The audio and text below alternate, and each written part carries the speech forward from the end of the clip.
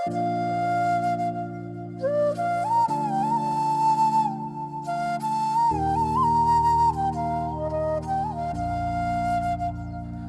mara nyingine tena katika simulizi yetu, simulizi inayojulikana kwa jina la Penzi Butu, ikiwa ni sehemu ya 9 baada ya kukamilisha sehemu ya 8.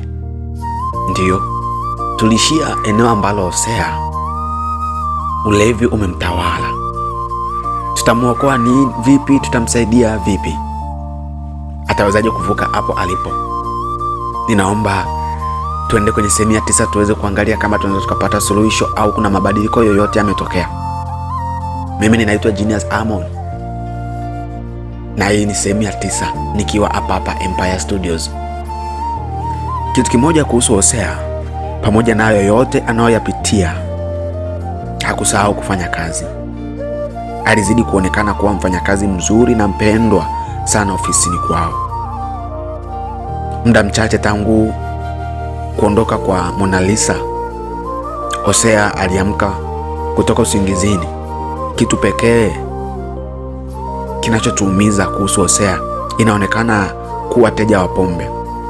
Muda wote kalewa. Hata alipoamka mswaki wake ilikuwa ni chupa ya pombe. Alielekea sebuleni na kukaa chini kwenye sakafu au tunasema tiles. Akiwa pale alikuwa akiendelea kushushia pombe.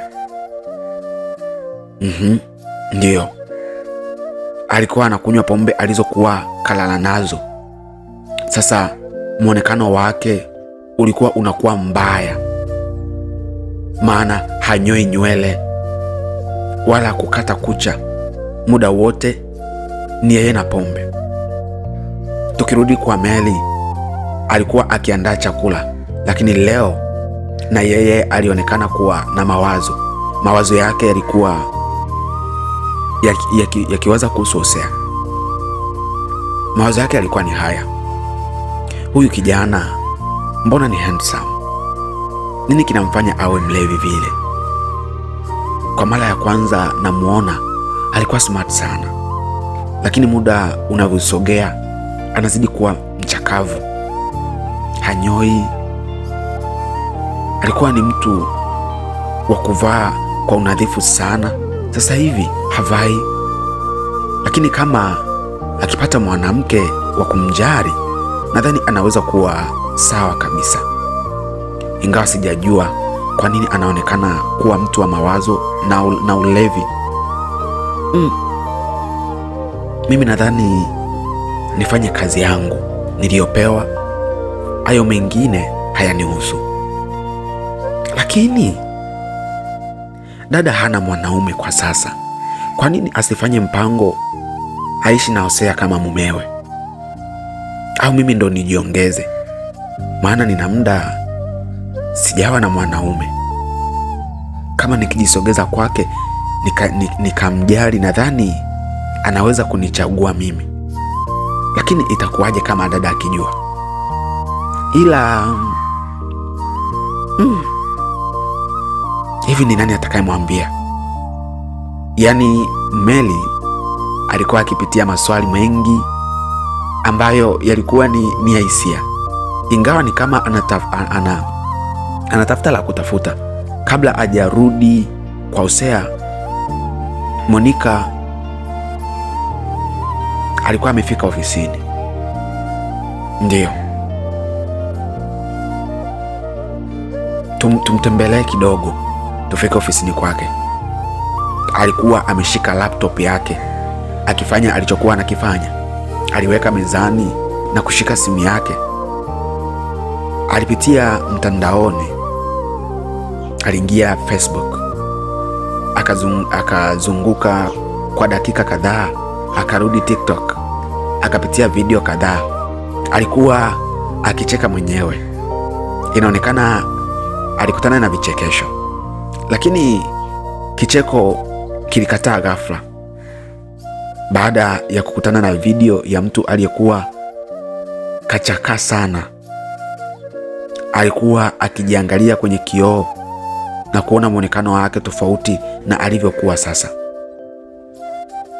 Kwa sasa anaonekana kachakaa, lakini kwenye kioo anajiona kama ana suti ya gharama. Yani ni kama mtu anajiangalia kwenye mawazo yake, anajiona yeye ni tajiri, ni milionea, ni bilionea, lakini ukitoka kwenye mawazo ukaja kwenye uhalisia ni maskini wa kuomba mpaka chakula. Ndiyo, kwa hiyo jamaa alikuwa anajiona ni kama ana suti ya gharama ya hali ya juu sana. Yani alikuwa akijipa imani atakuwa mtu wa suti kesho. Mona Lisa alijikuta anazima huo mtandao na kumtafuta Mary. Alimpigia simu kwenye namba alizokuwa nazo, kisha akamwambia, Mary, mmeshindaje? Mary alitikia, salama dada, habari za muda? Mary alisema, nipo salama. Vipi, ulipika chai? Mary alisema, ndio, namalizia sasa. Sawa, usisahau kumpelekea Hosea na uhakikishe anakunywa chai. Mary alisema, sawa dada, nitalihakikisha hilo. Simu ilikatwa. Mona Lisa alionekana kuguswa sana na tukio lililomkuta Hosea. Anaumizwa sana na ili tukio. Tukirudi nyumbani ambako Mary alikuwa anaandaa chai, baada ya chai kuiva, alikunywa chai akiwa na mtoto mdogo. Na Mona Lisa dada yake alikuwa na mtoto mdogo wa Mona Lisa. Aliandaa na chai ya Hosea na kumpelekea, lakini alipogonga mlango akuitikiwa. Hosea alikuwa bafuni anaoga kwa sababu hali ya hewa ilimzidia. Akiwa anamalizia alisikia anaitwa Hosea. Hosea alitikia kwa sauti iliyojaa pombe, nani? Mary akajibu, ni mimi jamani, mbona naita muda uitiki? Subiri nakuja. Mary alikuwa akicheka kwa jinsi mlevi huyu alivyokuwa anaongea. Hosea alimaliza kuoga akasubiri kuvaa akiwa anajikokota kokota. Ndiyo, alitumia muda. Alitaka kujua Mary anataka nini. Kwa hiyo alijaribu kuvaa nguo, lakini anaona kama zinamchelewesha, kwa akaona asihangaike nazo. Alijifunga taulo akaelekea sebuleni. Alimwona Mary akiwa amekaa kwenye sofa. Kumbe wewe. Mary alitabasamu. Kwani akiwa ni mimi sina maana au?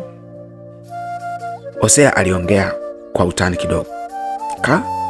Mimi sijasema hivyo, usitake kunigombanisha. Lakini kabla Hosea hajajua kwa nini Mary yupo hapa, alipokea simu. Hosea, mzigo umekamilika tayari. Tuna uhakika tunaweza kuwa na kilo 800. Sawa, nitakuja kukagua kama ni mzigo salama.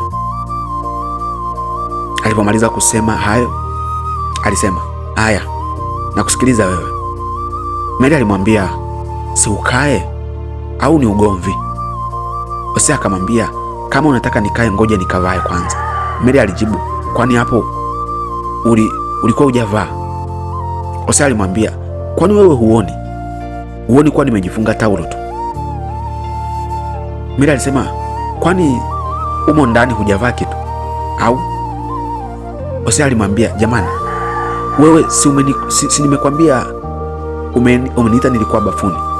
Unafikiri nilikuwa naoga na nguo?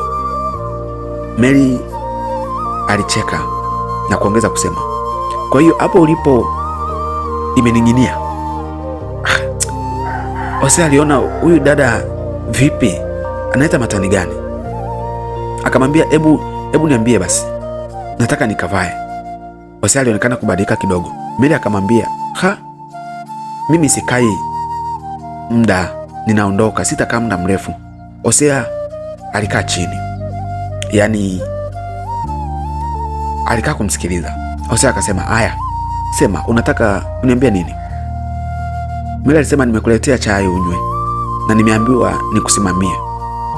Hosea alisema, kwani mimi ni mtoto mpaka nile kwa kusimamiwa? Mary akamjibu, hapana, ila ukiachiwa chakula hauli, basi alisema aya, sogeza hapa.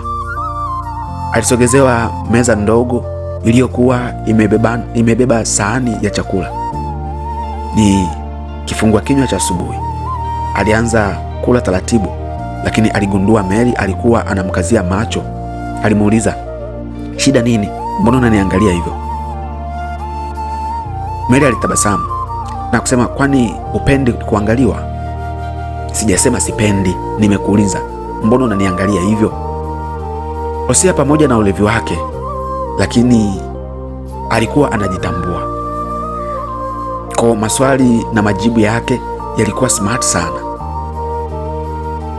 Alisema, Mary, nimekuangalia kwa sababu nina maswali mengi sana najiuliza juu yako. Alijibu hivyo Mary. Hosea alivuta pumzi na kuinua kichwa kidogo. Maswali gani? Alimuuliza kwa kumkazia uso, akitaka kujua nini huyu binti anawaza. Mary alisema, Hosea, samahani kama nitakukwaza, lakini naomba niulize. Hosea alimwambia, uliza. Alimwambia, kwa nini unalala na pombe, unashinda na pombe? Hosea alimwangalia na kumwambia, hilo ndilo swali lako? Ghafla alianza kulia. Nini kinachomtokea kijana wetu? Alianza kulia. Ndiyo, nimempoteza ninayempenda wakati ananidharau. Mary akuelewa, ila aliona kama anamfanya Hosea kurudi kwenye machozi. Alimsogelea na kukaa karibu naye. Pole basi. Alimvutia kwenye kifua, akaanza kumpoza akimwambia maneno mazuri. Hosea alipolala kifuani, Mary alikuwa anajisikia raha kwa vile Hosea alikuwa akajilaza kwenye kifua. Nadhani unanielewa. Ndiyo, nadhani unanielewa. Hatuwezi kuweka wazi kiasi hicho. Hizi simulizi zinasikilizwa na familia, kwa lazima tuwe na adabu. Kwa hiyo Mary alijifanya anampoza. Unajua, unapolia unanifanya moyo wangu unanienda mbio sana, sijui kwa nini. Hosea hakuwa na la kujibu. Alikuwa kimya, akiwa kajilaza kifuani kwa mtoto huyu. Mary alianza kufanya vitu ambavyo wazi alikuwa anamtega Hosea. Mary ana mpango gani? Walipokuwa pale sebuleni, Mary alipangua nguo aliyokuwa ameivaa, manake alikuwa na lengo la kuonyesha baadhi ya maungo. Mary ana mpango gani? Anataka kumfanya nini kijana wetu? Alianza kuweka maungo yake. Alipangua, alisukuma kidogo kanga aliyokuwa ameivaa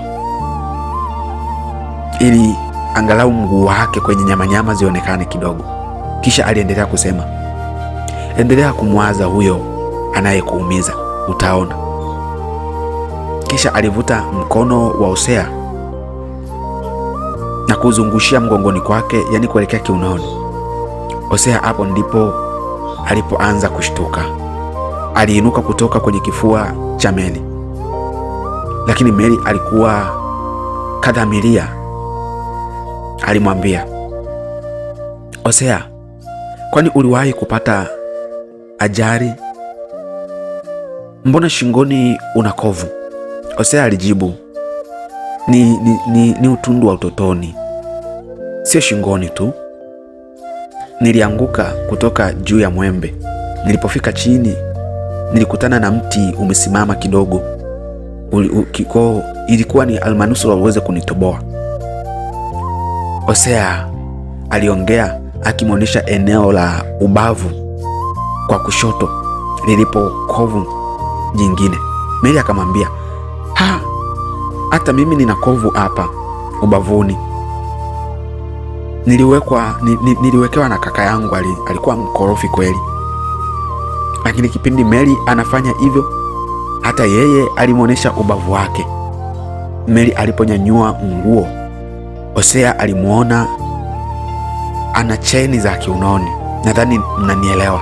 Ndiyo, alikuwa ana cheni kiunoni. Ninaposema cheni, nadhani utakuwa unanielewa. Namaanisha cheni zile wanawake wanavaaga, cheni za asili. Maana Mary alikuwa kavaa nguo nyepesi tu. Si unajua wanawake wakibaki nyumbani, sasa wakiwa wanajua wako wenyewe. Hosea alimwangalia Mary. Hosea alimuuliza Mary, kwa nini huwa mnavaaga hizi? Mary alisema hata mimi sijui, navaaga tu. Kwa hiyo mada iliama kutoka kwenye makovu mpaka kwenye kuzungumzia hizo zilizovaliwa hapo kiunoni. Kisha Hosea aliongeza kumsifia, sema una kiuno kizuri, alafu inaonekana wewe ni mweupe. Jamani, simulizi sijaikagua, kumbe ina mambo huku. Okay, Mungu nisaidie. Alimwambia unaonekana na kiuno kizuri, alafu una paja jeupe. Hosea alisema Mary alisema kwa nini? Hosea akasema nimeona tu, maana hata ninaona unang'aa kiunoni, unang'aa sana. Mary alisema hapana, mimi sio mweupe, sina paja jeupe sana, ila ni kawaida tu. Hosea alimwangalia na kusema, alimuongezea kusema, wewe unasema sio jeupe wakati mimi nimeona ni jeupe hilo hapo. Mary akasema hapana. Hosea akasema nionyeshe tena, labda wewe hujui rangi. Mary akamwambia sio jeupe, wewe elewa bwana. Hosea alimwambia hapana, ni jeupe, sema we mbishi. Sasa unajua Hosea ni kama kuna vitu vingine alikuwa anatafuta. Wewe mwenye paja amekwambia sio jeupe, wewe unang'ang'ana nini wakati sio la kwako? Okay, lakini Hosea akasema hapana, ni jeupe, sema we ni mbishi. Mary akaongeza kusema, Hosea, paja ni la kwangu na mimi ndio nalijua. Mary alisema, aya, kama tukikuta sio jeupe unanipa nini? Hosea akafikiria akajibu, wewe sema unataka nini? Mary akasema, akamwambia nataka unilipe. Hosea akamwambia sawa, nitakulipa, lakini kama nikikuta ni jeupe je? Mary akasema, na wewe sema unataka nini? Hosea akasema, najua una pesa ya kunilipa, ila nitaligusa tu. Itanibidi niwe nakagua hizi simulizi, kumbe nisiwe nazisoma tu. Okay. Basi baada ya kukubaliana nayo, Mary alifunua kana kwamba anamwonyesha paja lake. Wow, bonge la paja. Hosea alisikika akisema hivyo. Mary akasema, wewe unataka kunidanganya? Sasa hapa kuna weupe gani? Hosea alimwambia, kama unataka kuamini, tupige picha, tumtumie mtu, tumwambie ili paja jeupe au la. Mary akasema, hapana, mimi kupigwa picha staki, bora nikubali kuwa ni jeupe. Hosea akasema, aya, nataka unilipe. Mary akasema sawa, shika tu, shika. Hosea alipoanza kulishika na kumshika Mary, nitumie lugha hiyo, hii ilikuwa ni njia tosha ya kumwonyesha Mungu njia ya kuondoka. Kisha wakamkaribisha Shetani. Walijikuta wanagusana na vitu ambavyo hawakutarajia, wakiwa pale pale sebuleni. ghafla kila mmoja alianza kuwa na njaa, na kwa sababu hapakuwa na chakula walikulana. Mary alisikia mtoto akilia. Hapo ilikuwa ni kama nusu saa imekata. Walikatisha michezo waliokuwa wanaicheza, michezo michafu. Alinyanyuka na kwenda kumwangalia mtoto. Hosea alikuwa kachoka, hata akuweza kunyanyuka pale, ikichangia na ulevi aliyokuwa nao, hakuweza kunyanyuka. Mary alikuwa na mtoto, alimkuta akaanza kumbembeleza. Baada ya mtoto kulia, Mary alienda kumtuliza. Baada ya kumpumzisha mtoto akiwa ametulia, ameacha kulia, aliingia bafuni, kafanikisha kumkamata Hosea sasa, lakini aliona ni kama kapata muda mchache sana wa kuwa na Hosea. Hosea alikaa kama lisaa zima pale, kwa sababu Mary alikuja. Hosea alikuwa akitokea bafuni kipindi Mary alirudi kwa ajili ya kumwangalia Hosea. Hosea alikuwa amenyanyuka na kwenda bafuni, kwa hiyo kipindi anakuja alimkuta Hosea anatoka bafuni. Alikuwa vile vile kama alivyokuwa mwanzoni, kafunga taulo tu.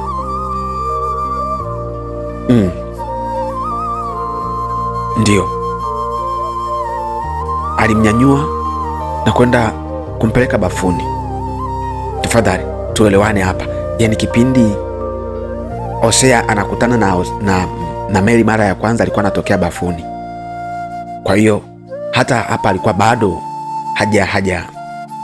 hajabadilisha nguo. Kwa hiyo Mary alienda ndani na kuoga, lakini aliporudi alimkuta bado ana taulo. Kwa alimnyanyua na kumpeleka bafuni kwa ajili ya kuoga upya, lakini pombe zilikuwa zinaanza kukata. Alitoka na kwenda ofisini. Baada ya kuoga alikutana na bosi wake, wakapiga story 2-3, wakapanga maendeleo ya kazi zao. Wakati anarudi alipita sehemu moja, ilikuwa ni baa. Alienda kunywa pombe, lakini pembeni palikuwa na mwanamke mrembo akimwangalia. Alijisogeza kwa Hosea. Kaka, mambo poa? Vipi? Safi, samani, naomba tukae wote hapa. Hosea alisema, baa ni kwa ajili ya wateja, sina mamlaka ya kukuzuia kukaa unapotaka. Dada alivuta kiti na kukaa akijitambulisha. Mimi naitwa Angel. Samani, unaitwa nani? Mimi naitwa Hosea. Wow, nashukuru kukufahamu. Samahani, nimeona unakunywa pombe kwa hasira, kuna jambo limekukuta? Hosea alimwambia, we ni mganga au daktari? Angel akaguna na kusema, kwa nini? Hosea akasema, kwa sababu ninaona unaniuliza yani kana kwamba unataka kunitibu tatizo langu. Hosea, huwezi jua ya Mungu mengi, yawezekana nikawa na msaada wako. Kwani nikiwa mtu muhimu kwako ni vibaya? Hosea hakutaka kumjibu, lakini kadiri muda ulivyosogea, wawili hawa walizidi kulewa. Mwisho ulevi uliwazidia. Ingawa kwa Angel hakuwa kazidiwa sana, alitaka kumpeleka Hosea kwake. Walibebana mpaka kwa Hosea. Huyu mwanamke alilala huko kwa Hosea, lakini kwa Mary na Mona Lisa walikuwa wakiulizana Hosea kaenda wapi, maana hawakuzoea kumwona nje na nyumba mpaka muda huu. Lakini walitiana moyo, labda kasafiri kikazi. Asubuhi Mona Lisa alielekea ndani kwa Hosea. Aliingia sebuleni, hakuna mtu. Alitaka kuondoka, lakini akasema, vipi huyu akiwa kazidiwa uko ndani? Kwa aliamua kuingia chumbani kwa Hosea. Alichokiona hakuamini. Nini kitakachotokea? Nini kitakachotokea chumbani? Nini kilichoendelea chumbani kwa Hosea? Ameuawa Au ni nini kaona? Je, huyu mwanamke aliyekuwa na Hosea kamfanya nini Hosea wetu? Naanza kuwa na mashaka, tusije kwa tumempoteza Hosea kwenye simulizi wakati bado tunamhitaji. Naomba tuchukue nafasi ya kupumzika kidogo, kisha tunarudi na sehemu ya 10. Mimi ninaitwa Genius Amon kutoka hapa Empire Studio.